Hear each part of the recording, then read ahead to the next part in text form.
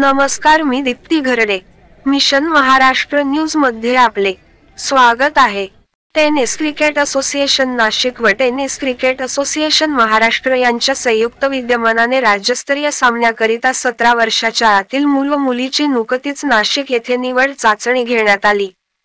Tennis cricket association Maharashtra राज्याचे 17 वर्षाच्या आतील मूल व मुली यांचे राज्यस्तरीय सामने बारामती येथे 23, 24 व ऑगस्ट 25 रोजी होणार असून त्यानिमित्ताने नाशिक जिल्ह्यामधून 150 मुलांनी निवड चाचणी दिली.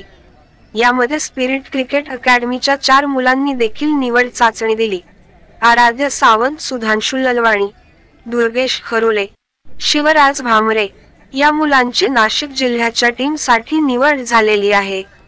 या सर्व मुलांना tennis cricket association of India व टेनिस क्रिकेट असोसिएशन महाराष्ट्र यांच्या सचिव मीनाक्षी गिरी यांचे मार्गदर्शन लाभले आहे.